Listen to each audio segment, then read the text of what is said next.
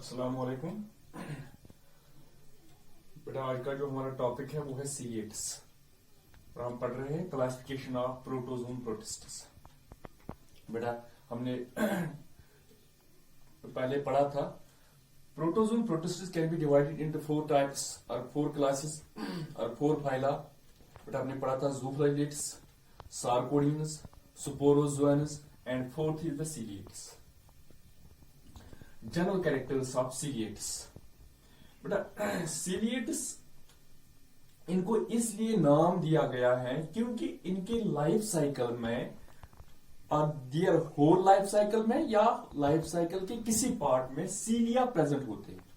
First character है ciliates are protozoan protists. These are the protozoan protists which develop a number of cilia, which develop cilia during a part or whole of their life cycle।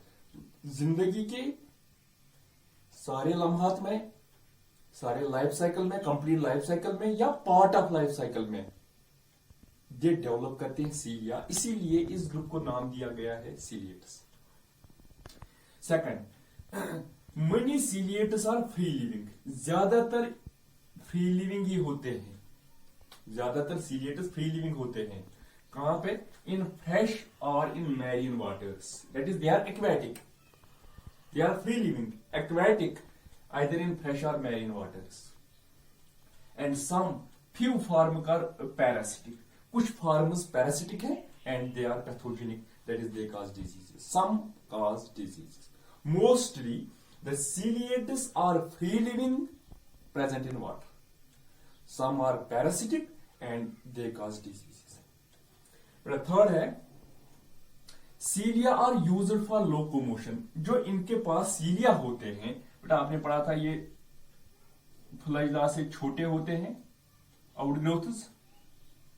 ये जो cilia होते हैं they are used for locomotion, movement के लिए इस्तेमाल होते हैं, and driving food, और अपना फूड हासिल करने के लिए ये इस्तेमाल करते हैं। किसको? सीलिया को इस्तेमाल करते हैं। Because of the presence of सीलिया these protists can move fast। क्योंकि सीलिया एक ही मैनर में बीट होते हैं, हमने पहले पढ़ा था these ciliates can move fast। ciliates can move fast at the rate of 2 millimeter per second। 2 millimeter per second इनकी रेट होती है। सबसे ज्यादा तेज रफ्तारी के साथ चलने वाले कौन होते हैं? सीलिएट्स होते हैं। The body is covered by flexible pellicle। इनमें जो आउटर कवरिंग होती है, शेल होती है, वो पेलिकल होती है, कवरिंग होती है पेलिकल की, लेकिन वो फ्लेक्सिबल होती है। इनमें फ्लेक्सिबल पेलिकल होती है। Nutrition is holozoic. इनमें ऑटोट्रॉपिक न्यूट्रिशन नहीं होती है, हेटेरोट्रॉपिक न्यूट्रिशन होती है, और वो भी होलोजोइक, एनिमल लाइक होती है, एक्सेप्ट इन पैरासिटिक फॉर्म्स। जो पैरासिटिक फॉर्म्स होते हैं वो अपने होस्ट से ग़िज़ा हासिल करते हैं। There are definite regions of ingestion and egestion। बेटा खाना जो इनका होता है, जो ये फूड हासिल करते हैं, उसके लिए उनके पास स्पेशल ऑर्गन्स होते हैं। रिमूविंग ऑफ द वेस्ट, इसके लिए इनके पास स्पेशल ऑर्गन्स होते हैं, जैसे हमने इग्लियोनाइड्स में पढ़ा था। The injection region consists of, उनमें भी क्या होता है, जहां से ये ग़िज़ा खाते हैं, that part is called as cytostome, या जिसको आप माउथ कहते हो, जो हमने इग्लियोनाइड्स में पढ़ा था। They possess a mouth like structure called cytostome and gullet a basal reservoir.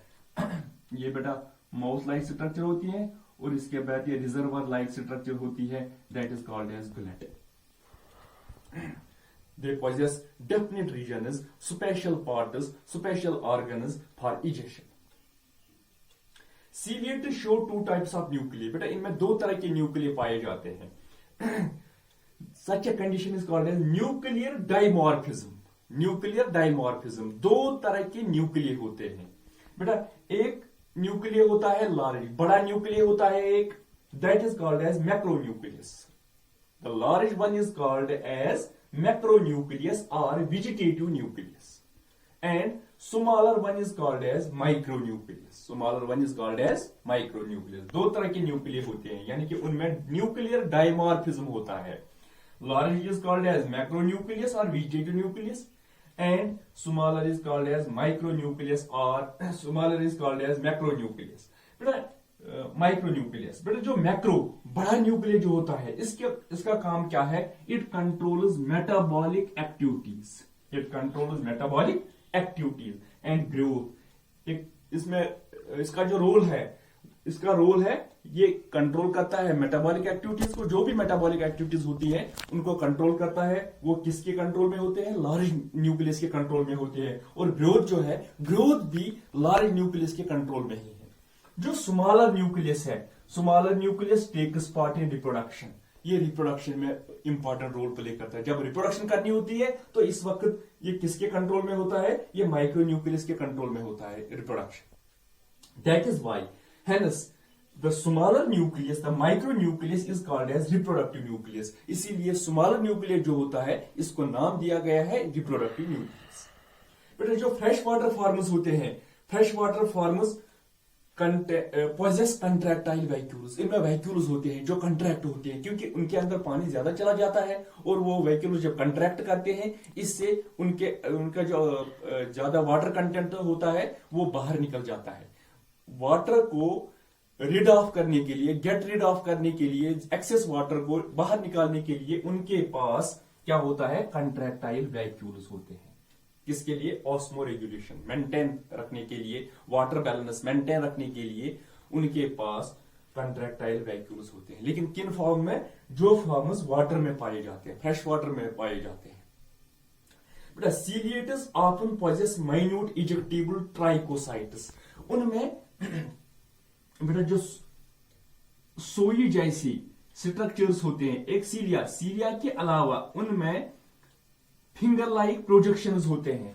They are called as trichocysts. They possess finger like projections, finger like structures called ट्राइकोसाइट्स।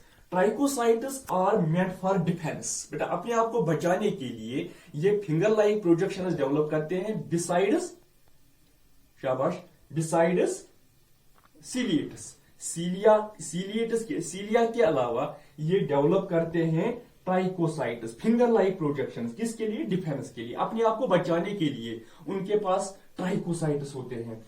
And to stun the prey, और जो शिकार होता है इसको मारने के लिए, इसका शिकार करने के लिए ये डेवलप करते हैं ये ट्राइकोसाइट्स। और बेटा इनमें जो एसेक्सुअल रिप्रोडक्शन होती है वो बाइनरी फिशन से होती है, लेकिन बाइनरी फिशन होती है ट्रांसवर्स बाइनरी फिशन, हॉरिजॉन्टल नहीं, ट्रांसवर्स बाइनरी फिशन होती है और बडिंग से होती है इनकी एसेक्सुअल रिप्रोडक्शन। और जो सेक्सुअल रिप्रोडक्शन होती है वो होती है कंजुगेशन से। कंजुगेशन बेटा आपको पता ही है, कंजुगेशन ट्यूब से मेल एंड फीमेल ट्रांसफर होता है, तो इसके बाद इनकी रिप्रोडक्शन होती है। ये था बेटा हमारा जो ग्रुप था प्रोटोजोन प्रोटिस्टस, तो इसका लास्ट ग्रुप सीलिएटस। होप आपने अंडरस्टैंड किया होगा। बेटा मैं थोड़ा रिवाइज करता हूं। इस ग्रुप को नाम दिया गया है सीलिएटस इसलिए बिकॉज दे पॉजेस सीलिया। बेटा या इनके होल लाइफ साइकिल में सीलिया होंगे या किसी पार्ट में सीलिया होते हैं, इसीलिए उनका नाम दिया गया है सीलिया।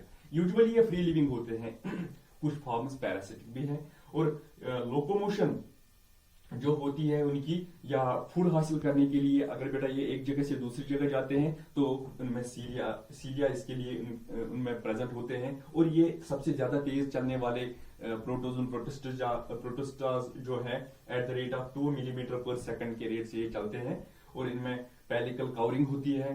बेटा इनकी न्यूट्रिशन होलोजोइक है और इनमें माउथ लाइक स्ट्रक्चर होता है। और इनमें स्टमक यानी कि जो पार्ट होता है, स्टमक लाइक पार्ट होता है या रिजर्वायर लाइक पार्ट होता है, that is called as gullet, जैसा इग्लोनाइड्स में पाया जाता है। और इनमें दो तरह के न्यूक्लिय होते हैं, एक बड़ा वाला जिसको मैक्रोन्यूक्लिय कहते हैं और छोटा वाला जिसको माइक्रोन्यूक्लिय कहते हैं। बड़े का काम होता है मेटाबॉलिक एक्टिविटीज और ग्रोथ, और छोटा जो है वो रिप्रोडक्शन में मदद करता है।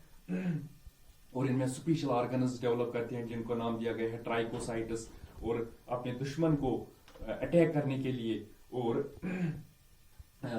उसको मारने के लिए या अपने आप को बचाने के लिए ये ट्राइकोसाइट्स का इस्तेमाल करते हैं।